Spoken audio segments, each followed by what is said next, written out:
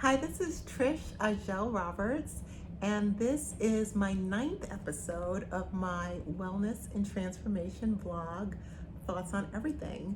And today's episode is called Invisible Cages. So, I was interviewed for a podcast a few days ago, and the host asked me if, before we start recording, which was very professional of her, which is what you should do, she asked me if it would be okay if we talked about politics. And I got all excited because that's like one of my pet peeves, this idea that we should be silent around politics and religion. And I did research it months back in a previous blog, which, by the way, you can find all my blogs on honeybutterflies.com/blogs. It's honeybutterflyz.com.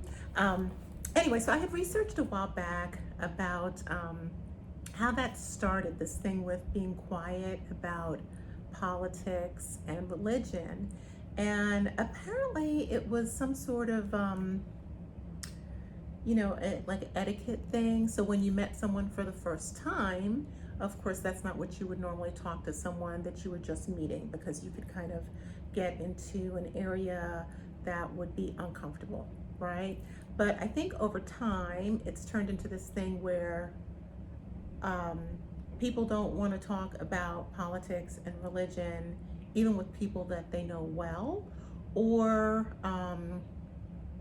it's become, I think for me, it's become something that I would call an invisible cage. So whether it's this political cage or this spiritual cage, there's this invisible barrier that makes you feel that you should not speak your truth or your opinion on what's going on in the world around you. And those are both really huge and I think profoundly important topics.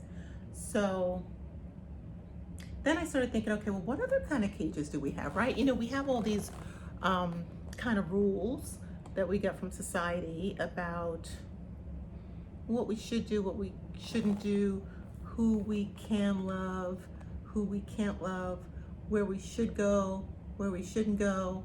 And then we have these kind of rules that we put on ourselves as well. And sometimes these kind of cages that we maybe create for ourselves might keep us in situations that we want to get out of, or might keep us out of places that we want to go. So then it had me thinking about when I was younger, I think I started working there when I was around 20. I used to work in the World Financial Center in Manhattan. If you've ever seen the movie Boomerang, they show some really beautiful pictures from inside the atrium there. So it's like this big marble floor with these beautiful stairs and this glass dome. And it was just a really, really beautiful space. When I started working there, I used to always walk around the marble staircase. Like I felt like it wasn't for me. And I would take the side escalator if I wanted to go downstairs. And I did it for months. And I think I did it, I don't know, I guess at some point I must have seen someone who looked like me who went down the stairs, and I thought, okay, well, I guess I can go down these stairs. But it's funny that in my head, it was like it was too ornate for me. I didn't think it was for me. And I don't know if you know this, when they created like banks, if you see traditional banks, not the newer ones, but the older ones, or even churches, they have these really, really high ceilings, very ornate building design, and all of that was to give people a sense of awe when they went into either a financial institution or, of course, a religious institution. So I guess, some of these things are by design, to create something that's so awe-inspiring. But at what point did I decide that that space wasn't for me? It was almost like I wasn't good enough for the space, you know what I'm saying? So I thought about that, and then I thought about I think it's frogs in this story, but there's a story that I think has frogs in it. If they're a different animal, let me know. Um, but it's a story of a bucket with frogs, and it's a big bucket. And so the frogs jump and jump and jump trying to get out of the bucket. And then after a while, they realize they can't get out of the bucket and they just kind of give up. So they're like, okay, whatever, we're stuck in this bucket. But in the story, if you take the frogs and transfer them to a smaller bucket, they won't bother to jump out because they've already learned that they can't get out the bucket. So I think a lot of times we're like that too, right? We might try something and fail, and then we don't try again because now we already know that we're going to fail, right? So we don't have to do it again. But in that analogy, the thing that the frogs didn't realize was that their circumstances had changed, right? They were in a different situation, but they didn't realize it. They thought that they were in the same situation that they had always been in. For me, my examples, I wrote my first novel, Chocolate Souffle, which I love, and you should go get a copy of. And it's sexy and spicy, so don't judge me. But I wrote it in 1995, and I couldn't sell it to a publisher at the time. So after that, I was like, well, this writing thing's not gonna work out. I'm just not gonna write.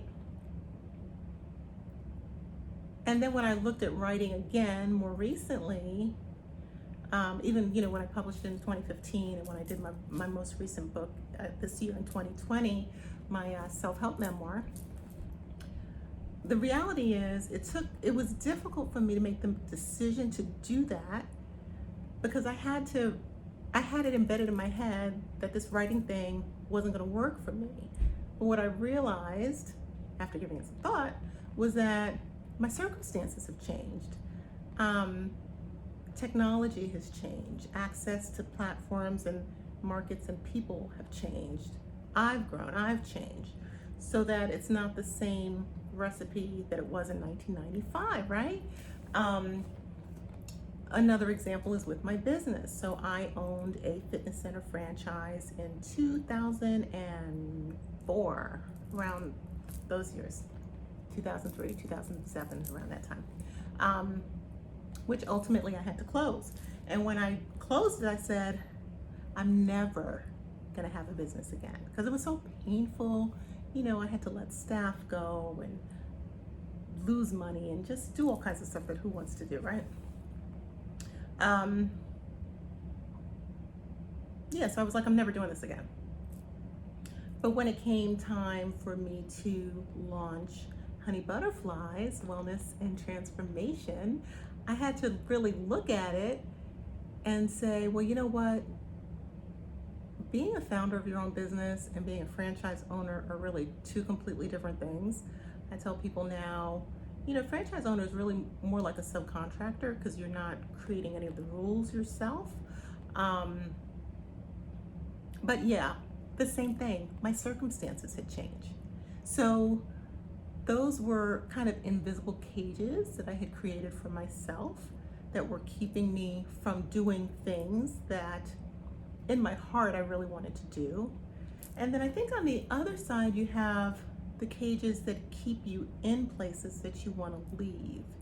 And sometimes they can be abusive relationships with, our significant others, or even, our born into family.